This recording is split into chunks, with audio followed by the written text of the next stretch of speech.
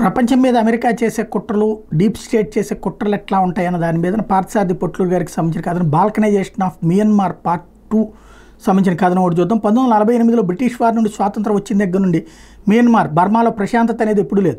మియన్మార్లో వివిధ జాతుల మధ్య ఎప్పుడూ ఎక్కడో చోట అంతర్గత ఘర్షణలు జరుగుతూనే వస్తున్నాయి. ఒకవేళ జాతుల మధ్య ఘర్షణ సర్దుమణిగితే అక్కడ మిలిటరీ ప్రభుత్వం ఏదో ఒక వర్గం ఘర్షణ పడుతూ వస్తుంది.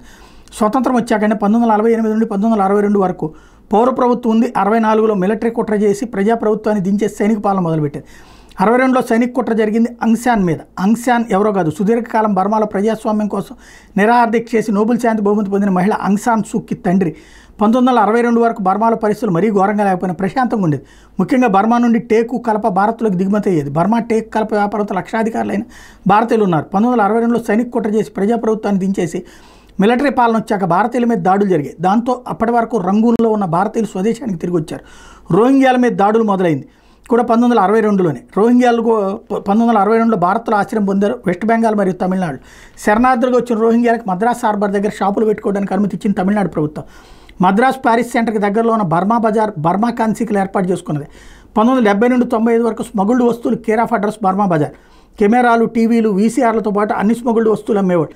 వాళ్ళకి లైసెన్స్ ఇచ్చింది విదేశీ వస్తువులు అమ్మడానికి కాదు, కానీ 25 ఏళ్ల పాటు యథేచ్ఛగా వ్యాపారం చేసుకోగలిగారు.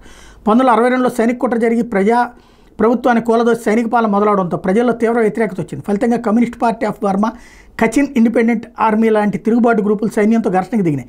మిలిటరీ కట్టంగా అణచివేసింది. కానీ బర్మాలోని వివిధ వర్గాల్లో మిలిటరీ ప్రభుత్వం మీద వ్యతిరేకత అలాగే ఉండిపోయింది.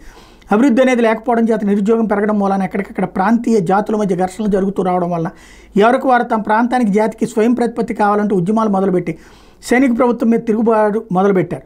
మిలిటరీ ప్రభుత్వాన్ని నడిపేది బమర్ జాతి. మియన్మార్ జాతుల వివరాలు: బమర్ జాతి జనాభా 68%, షాన్ జాతి జనాభా 9%, కరేన్ జాతి జనాభా 7%, రకైన్ జాతి జనాభా 4%, చైనీయులు 3%, భారతీయులు 2%, మంగోలియన్లు 2%, ఇతరులు 5%. ఇక మతాల వారిగా అయితే బౌద్ధులు 85%, క్రైస్తువులు 6%, ముస్లిమ్స్ 4%, అనిమిస్ట్ 0.08%, హిందువులు 0.05%, ఇతరులు 0.02గా ఉన్నారు. జాతుల మధ్య పోరాటం అనేది తమ మెజార్టీగా ఉన్న ప్రాంతాలకి అటానమస్ స్వయం ప్రతిపత్తి కావాలని డిమాండ్ కారణం. తమ జాతులకు సైన్యంలో ఉద్యోగాలు ఇవ్వాలని మరో డిమాండ్. బర్మాలో ప్రభుత్వ ఉద్యోగం అంటే ఆర్మీనే. ఇతర ప్రభుత్వ రంగాల్లో ఉద్యోగాలు పెద్దగా ఉండవు. ఒకవేళ ఉన్నవి బర్మన్ జాతి ప్రజలకే సింహభాగం దొక్కుతాయి. అంతేందుకు అక్కడ మిలిటరీ జుంటా ప్రభుత్వాన్ని బమర్ ప్రభుత్వం అని పిలుస్తారు. నిరుద్యోగం, అవినీతి, ద్రవ్యోల్బణం అనేవి బర్మాని పట్టిపీడిస్తున్నాయి గత 5 దశాబ్దాలుగా. సైనిక నియంత్రణ ప్రభుత్వం ఉన్న అన్ని దేశాల్లో అవినీతి ఎక్కువగా ఉండడం సహజం. ఇక బర్మాకు ఒకప్పుడు సోవియట్ యూనియన్ తర్వాత ఇప్పుడు రష్యా అండగా నిలిచింది. మరోవైపు చైనా కూడా అక్కడ సైనిక ప్రభుత్వానికి మద్దతుగా ఉంటూ వస్తుంది. సో భారత ప్రభుత్వ పరపతి పెద్దగా ఉండదు. బోడోలాండ్ ఉగ్రవాదులు బర్మాలో దాక్కున్నప్పుడు అజిత్ దోవల్ గారు ఫార్మల్గా విషయం తెలిపి భారత బలగాలను బర్మాలకు పంపించి ఏరివేసిన ఘటనలు ఉన్నాయి గతంలో. అంతేగాని బర్మా అనుమతి కోసం వేచి చూడలేదు. ఇంతవరకే భారత పరపతి. ప్రస్తుతం బర్మా పరిస్థితి అంకురార్పణ జరిగింది 1962లోనే. అయినా 2021లో సైనిక ప్రభుత్వ వ్యతిరేక ఉద్యమం అనేది తాడోపేడో తేల్చుకునే స్థితికి వచ్చింది. 2021లో ప్రజాస్వామ్యబద్ధంగా ఎన్నికైన ఆంగ్ సాన్ సూచీని అవినీతి ఆరోపణలతో పదవి నుండి దించి సైన్యం మళ్ళీ అధికారం చేపట్టినప్పటి నుండి అప్పటిదాకా ఏ గ్రూప్కి ఆ గ్రూప్ విడివిడిగా చేస్తున్న పోరాటాలను ఆపేసి అన్ని గ్రూపులు కలిసి సైన్యానికి వ్యతిరేకంగా పోరాడాలని నిశ్చయించుకున్నాయి. రెబల్ గ్రూపులకు బర్మా ప్రజల నుండి గతంలో ఎప్పుడూ లేనంతగా మద్దతు వచ్చింది. ఉపాధ్యాయ వర్గం, ప్రభుత్వ ఉద్యోగ వర్గం, సైన్యంలో పనిచేసి రిటైర్ అయిన వర్గం, పోలీసు వ్యవస్థ కూడా తిరుగుబాటులో పాల్గొంది. మిలిటరీ నాయకత్వంలో ఈ స్థాయిలో తిరుగుబాటు వస్తుందని ఊహించలేదు. గత సంవత్సరం చివరి నాటికి బర్మాలోని చాలా ప్రాంతాలు రెబల్స్ చేతిలోకి వెళ్ళిపోయాయి. ఒక దశలో రెబల్స్ దాటికి తట్టుకోలేక బర్మా సైనికులు సరిహద్దు దాటి భారత్లోని ఈశాన్య రాష్ట్రాలకు పారిపోయారు. అక్కడ సైన్యానికి చేతకాక కాదు, బ్యారక్స్కి పరిమితం అవ్వాల్సిన సైన్యం సొంత ప్రజలను చంపడానికి మనసు రాక పూర్తి పనిచేయట్లేదు. అఫ్కోర్స్ బర్మా సైన్యం యుద్ధం చేస్తుంది పరిసరాల మీద పూర్తిగా అవగాహన ఉన్న స్థానిక ప్రజల మీద. గెరిల్లా తరహా దాడులు చేసి పరిసర ప్రాంతాలు కలిసిపోతున్న రెబెల్స్. స్థానికుల సహాయ సహకారం ఉన్నది. సైన్యం అంటే వ్యతిరేక భావం. బర్మాలో తిరుగుబాటు దళాలు అన్నీ కలిసిపోయి ఒకే చట్టం కిందకు వచ్చి సైన్యం మీద దాడులు చేస్తూ వస్తున్నాయి. ఎథ్నిక్ ఆర్మర్ ఆర్గనైజేషన్ ఈఏఓస్గా వ్యవహరిస్తున్నారు అన్నింటినీ కలిపి. అవి peoples defence forces, Arakan army, the Myanmar national democratic alliance army, Ta'ang national liberation army, Kachin independence army ఇవి ప్రధాన తిరుగుబాటు గ్రూపులు. కాగా కచిన్ ఇండిపెండెంట్ ఆర్మీ గత జులై నాటికి బర్మాకి ఆనుకుని ఉన్న రాష్ట్రంలో ఉన్న అన్ని మిలిటరీ చెక్ పోస్టుల్ని తన ఆధీనంలోకి తీసుకుంది. చైనా, తూర్పాసియా దేశాలతో జరిపే అన్ని రకాల వర్తక వాణిజ్యాలు కచిన్ ఇండిపెండెన్స్ ఆర్మీ చెక్ పోస్టుల ద్వారా జరుగుతున్నాయి గత 6 నెలలుగా. అన్ని తిరుగుబాటు గ్రూపుల్లో అరకాన్ ఆర్మీ ప్రత్యేకం. అరకాన్ ఆర్మీ బర్మాలోని రకైన్ ప్రావిన్స్కి చెందిన బౌద్ధ సన్యాసుల సైన్యం. ఈ రకైన్ ప్రావిన్స్లోనే రోహింగ్యా ముస్లింలు అధిక సంఖ్యలో ఉంటారు. అరకాన్ ఆర్మీకి పొలిటికల్ వింగ్ ఒకటి ఉంది, అది యునైటెడ్ లీగ్ ఆఫ్ అరకాన్. బర్మాలో అత్యంత ప్రభావం కలిగినటువంటి గ్రూప్ ఏదైనా ఉందంటే అరకాన్ ఆర్మీ మరియు యుఎల్ఏ. చాలామంది అరకాన్ ఆర్మీని రోహింగ్యాలది అనుకుంటున్నారు. అరకాన్ ఆర్మీ బౌద్ధ సన్యాసులు. అరకాన్ రోహింగ్యా సాల్వేషన్ ఆర్మీ అనేది రోహింగ్యా ముస్లింలు.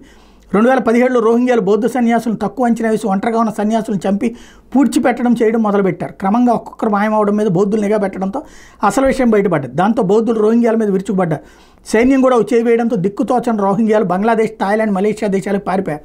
ప్రస్తుతం బంగ్లాదేశ్లోని కాక్స్ బజార్లో పునరావాస శిబిరాల్లో 10 లక్షల మంది రోహింగ్యాలు ఉన్నారు. ప్రపంచంలోని ఏ దేశం కూడా రోహింగ్యాలను శరణార్థులుగా స్వీకరించడానికి సిద్ధంగా లేవు. అరకాన్ ఆర్మీ, దాని పొలిటికల్ వింగ్ కానీ, యునైటెడ్ లీగ్ ఆఫ్ అరకాన్తో పాటు బర్మా మిలిటరీలు, ఐక్యరాజ్య సమితిని కానీ, అమెరికాని కానీ లెక్క చేయకుండా రోహింగ్యాలను రఖైన్ ప్రావిన్స్ నుండి తరిమేశాయి. వాస్తవం ఏంటి? బర్మాలోని రఖైన్ ప్రావిన్స్లో ఉన్న రోహింగ్యాలను 1962లో మిలిటరీ అధికారంలోకి వచ్చాక బర్మా పౌరులకు గుర్తించమని తెగేసి చెప్పింది. బర్మా ప్రజల దృష్టిలో రోహింగ్యాలు బెంగాల్ నుండి వచ్చిన వాళ్ళు కాబట్టి వాళ్ళకి పౌరసత్వం ఇవ్వకూడదు, ఓటు హక్కు లేదు. ఒక దశలో ఒక్క రోహింగ్యా 2 పెళ్లిళ్ళ కంటే ఎక్కువ చేసుకోకూడదనే నిబంధన విధించారు. ఎవరైనా వాళ్ళు ఉంటున్న గ్రామం విడిచి పక్కన ఉన్న గ్రామానికి లేదా పట్టణానికి వెళ్ళాలంటే స్థానిక మిలిటరీ చెక్ పోస్ట్ నుండి అనుమతి తీసుకోవాలి. రోహింగ్యాలకి రఖైన్ ప్రావిన్స్లో ఉండడానికి మాత్రమే అనుమతిస్తూ తెల్ల కార్డు ఇస్తుంది మిలిటరీ. ఇప్పటికీ రోహింగ్యాలకి వాళ్ళు ఫలానా దేశ పౌరులనే గుర్తింపు కార్డు అంటూ ఏమీ లేదు. దీని అంతటి కారణం రోహింగ్యాలు ఎక్కువ పెళ్లి చేసుకోవడం, పిల్లల్ని కండం వల్ల రఖైన్ ప్రావిన్స్లో వీళ్ళ జనాభా పెరిగిపోయి మెజారిటీ బౌద్ధులు కాస్త మైనార్టీలోకి వెళ్ళిపోవడమే. బౌద్ధ ఆరామాలు ఇవన్నీ కూడా అక్కడే జరుపుకొచ్చింది అన్నటువంటి విషయాన్ని చెప్పుకొచ్చారు.